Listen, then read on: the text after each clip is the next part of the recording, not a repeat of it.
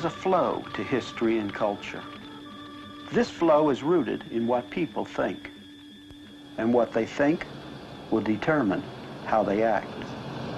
There is violence and a breakdown in society up to the point in which it's unsafe to walk through the streets in many of the cities of the world.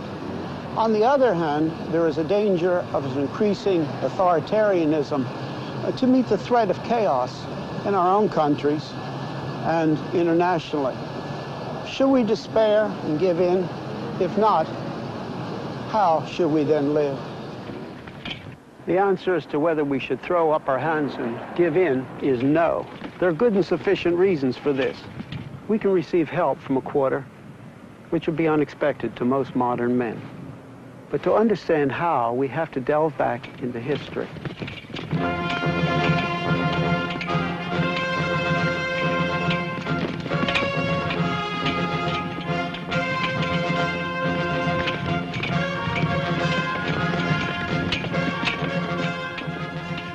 I will begin with the time of the Romans, because the Roman civilization is the direct ancestor of the modern European world. From the time of the earliest conquests under the Republic, right down to our own day, Roman law and Roman political ideas have influenced the European scene, the whole Western civilization.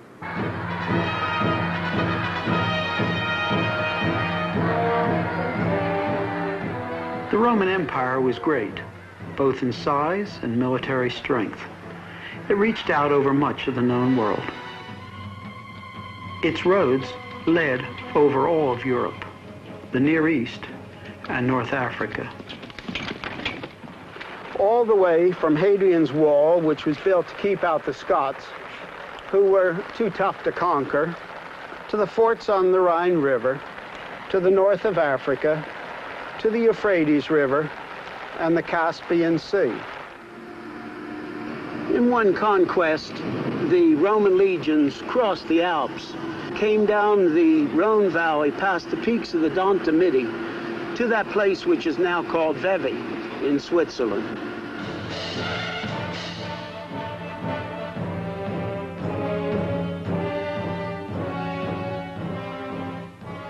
For a time, the Helvetians, the principal inhabitants of Switzerland, held them in check and made the proud Romans pass under the yoke, ironically imitating the custom of the Romans, who had the warriors they conquered pass under a yoke.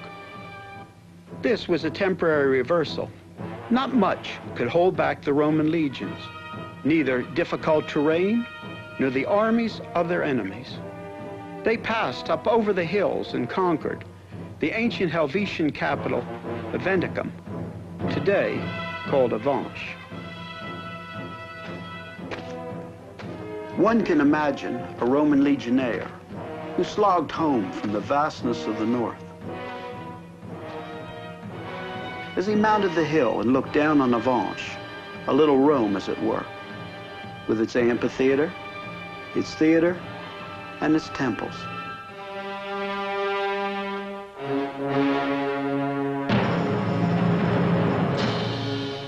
I love Avanches. It contains some of my favorite Roman ruins north of the Alps.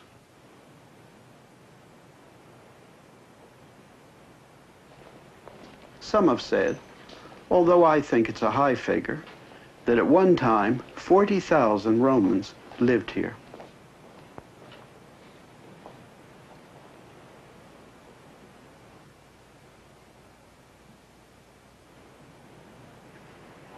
The opulence of Rome was here at Avanches. This gold bust of Marcus Aurelius was found here.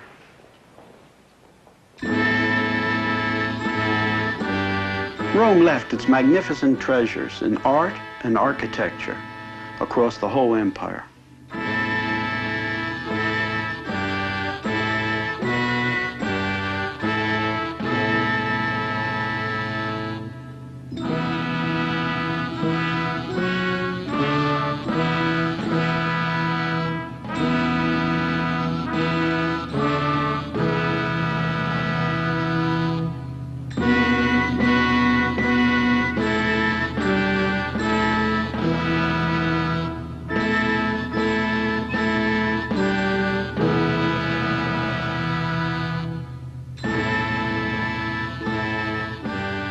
In many ways, Rome was great, but it had no real answers to the basic problems that all humanity faces. When a culture tries to build only on its military strength, very, very soon, these will prove not to be sufficient, for the simple reason that without a sufficient base of knowing what is right, what is wrong, why we should do certain things in contrast to why we should do certain others, no amount of military might is sufficient. Rome first tried to build upon the decisions of accepted citizens of the Republic, and later on the decisions of its emperors. But the attempt ultimately failed, because it was not a sufficient base on which to build a society. And they never had the kind of democracy we have, where everybody shares in it. But for those who were the real citizens of the state, they just tried to build on their opinions, and this totally failed. And then they turned to their gods. This is the goddess Diana, whose temple was in Ephesus, which is in modern Turkey. The Romans, like the Greeks before them, also tried to build upon their gods, in the hope of having something big enough upon which to rest their society.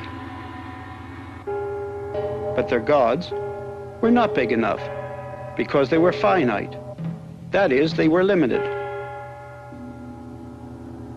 They were like bigger men and women, not basically different from human men and women.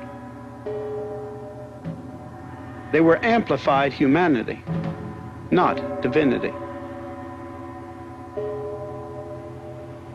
This being so, the Romans had no sufficient base intellectually. That is, they did not have anything big enough or permanent enough to which to relate either their thinking or their life.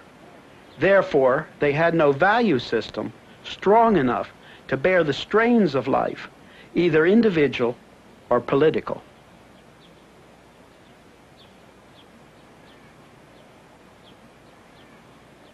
All their gods together could not give them a sufficient base for life, morals, values, or final decisions.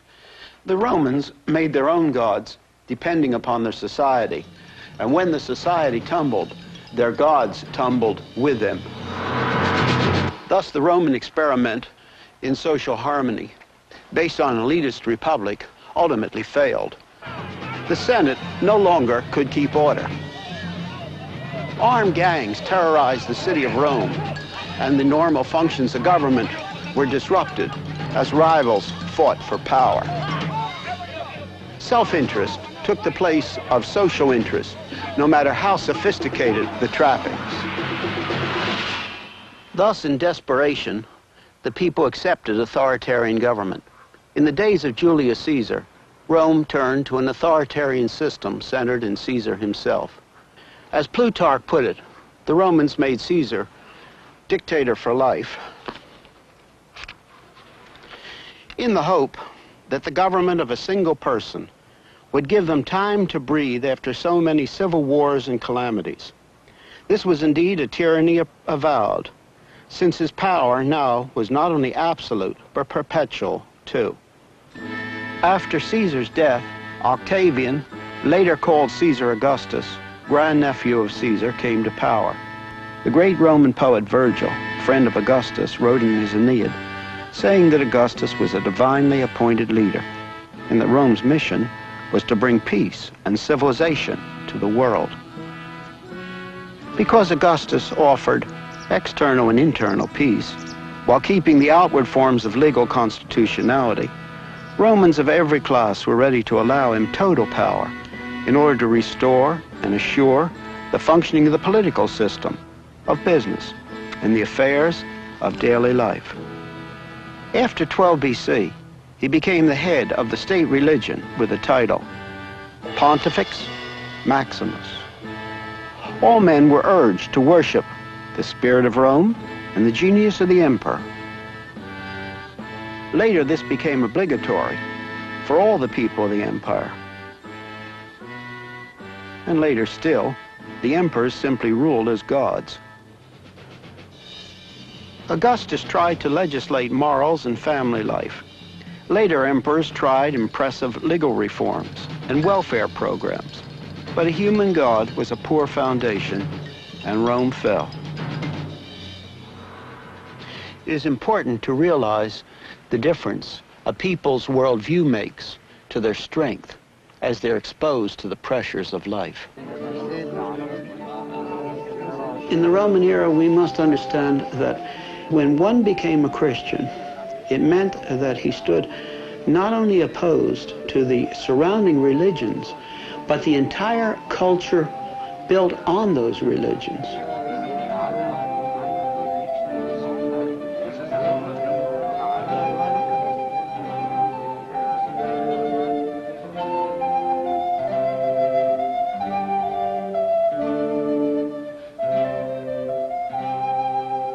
Back in the Roman days, when a person became a Christian and was marked as a Christian by baptism, it was a very short step at times from the open profession of faith to the martyr's death.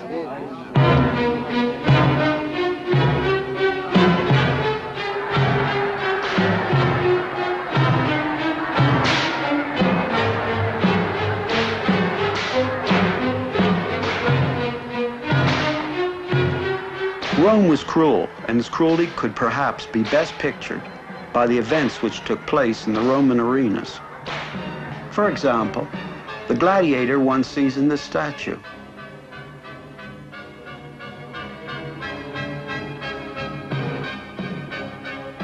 Or the Christians thrown to the beasts as people watched.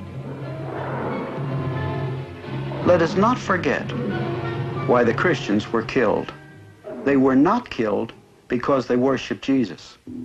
At that time, many religions were practiced in the Roman world. Some were called the mystery religions.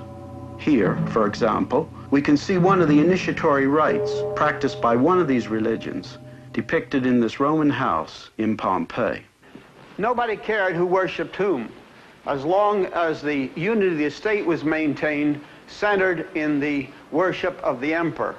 The Christians were killed because they were rebels, and this was especially so as they lost the support of the Jewish synagogues, and therefore the immunity which the Jews had since the time of Caesar. We may express the nature of this rebellion in two ways, both of which are true. We can say they worship Jesus as God, and they worship the personal, infinite God only. This worshiping of the one God only, Caesar could not tolerate. It was counted as treason. This became a special threat to the unity of the state based on emperor worship during the reign of Diocletian in the 3rd century, when people of the higher classes began to become Christians in larger numbers.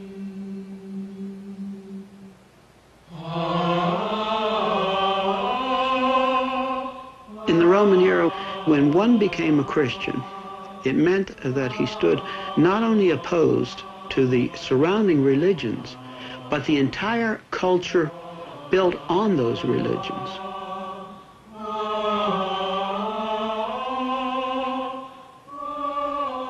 The early church believed that Jesus was the Old Testament prophesied Messiah, and that he had come, and that he had died in substitution on the cross.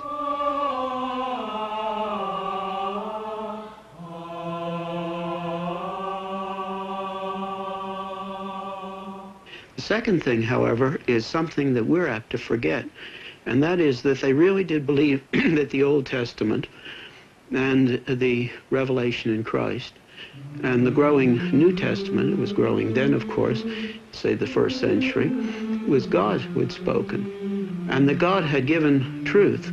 And as such, they were not caught in the flux of the relativistic Roman world, because it really was relativistic, much like our own day. A weak base for a culture or an individual can only stand when the pressures are not too great. As an illustration, let us take this bridge. The Romans built many little humpback bridges like this over the streams of Europe. People and wagons went over them safely for centuries, for 2 millennia. But now, if someone would drive a heavily loaded truck over these, they would break. It is this way with the lives and value systems of individuals and cultures. If they have nothing stronger to build upon than their own finiteness, their own limitedness, they can stand if the pressures are not too great. But as the pressures mount, if they do not have a sufficient base, they crash, just as these Roman bridges would crash if someone drove over them with a modern 10-ton truck. Culture and the freedoms of men are fragile. If there's not a sufficient base, it only takes time, and often not a great deal of time, before there is a collapse.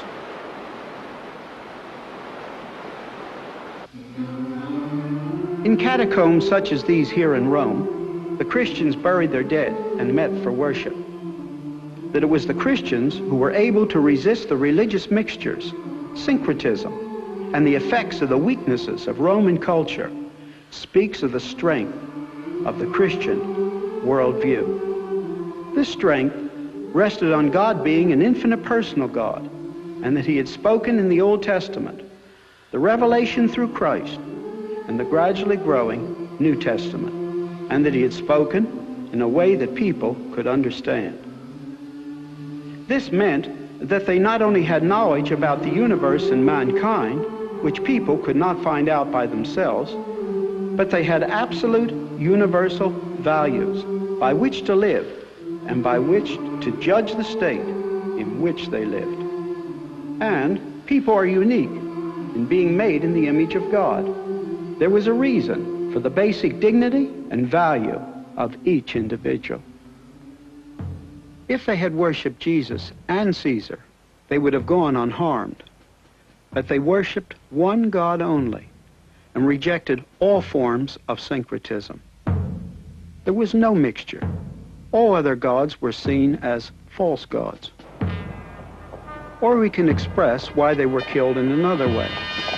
No totalitarian authority, no authoritarian state can tolerate those who have an absolute by which to judge that state and its actions.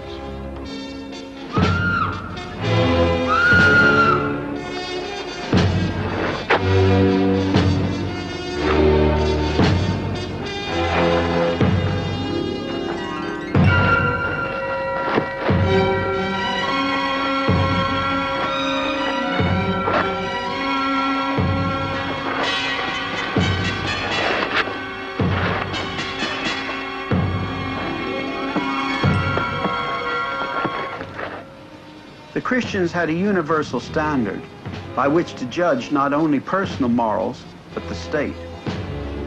So they were counted as the enemy of totalitarian Rome.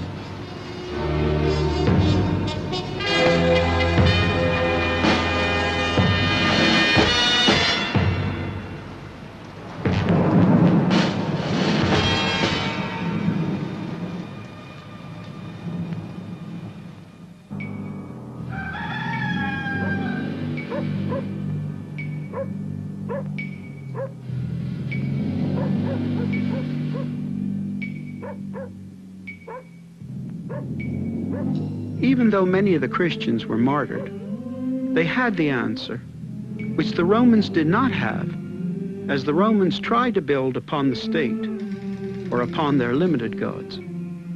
The Christians continued to grow in numbers and continued in history. The Romans had the Christian answers before them, but they turned from that base, which would have given their society the answers they needed, and their society collapsed.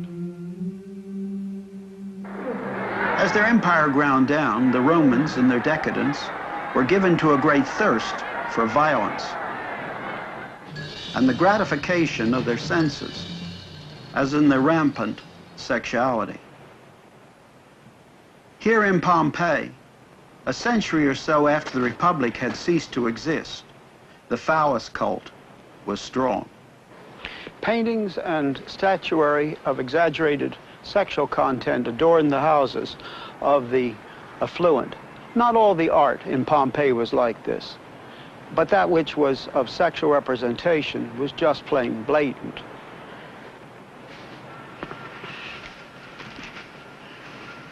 Rome collapsed, not from external, but from internal weaknesses. Even though Emperor Constantine ended the persecution of the Christians, and Christianity became a legal religion in 313 AD, and the official state religion of the empire in 381 AD, the majority of the people went on in their old ways. Apathy was the chief mark of the period. The elite abandoned intellectual life for their social life. Apathy also showed itself in the arts, with a lack of creativity. Officially sponsored art became decadent. The music became increasingly bombastic. Look at these 4th century works here on the Arch of Constantine. And in contrast, these handsome 2nd century works of art taken from earlier monuments from the period of Emperor Trajan. This portrait of Emperor Valentinian is so much inferior to this likeness of Emperor Nero, which was minted 300 years earlier. All of life was marked by the prevailing apathy. And as the Roman economy slumped lower and lower, burdened by a costly government and by inflation, authoritarianism increased in order to try to set off the apathy. And as less people were inclined to work, the state took over more and more freedoms were lost. For example, laws were passed binding the small farmer to his land. And because of the apathy and its results and the oppression, few people thought the old civilization was worth saving. Rome did not collapse because of outward forces such as the barbarians, but because of inward rottenness. And Rome gradually became a ruin. The conclusion I draw looking at the Roman era is the fact that nothing humanistic provides a strong enough base for society as well as the individual life of the individual man and woman. The Greeks and the Romans tried magnificently to first build on society, on those people who made up their society, which is an exclusive elitist society. But those people, they tried to build on this and totally failed. And then they tried to build on finite gods, gods that were not the infinite personal God. And this equally failed. It brings a simple conclusion. There is no foundation strong enough for society within the realm of finiteness and beginning from man alone and as autonomous. The other side, of course, is that the Christians were able to stand. But the reason they were able to resist the syncretism of that day and the breakdown and face the arena, really face it with certainty, is because they began at exactly the opposite place. They began with the existence of an infinite personal God, and that he had spoken and they had the truth in the Old and the Testament, in the revelation of Christ, and in the then growing New Testament.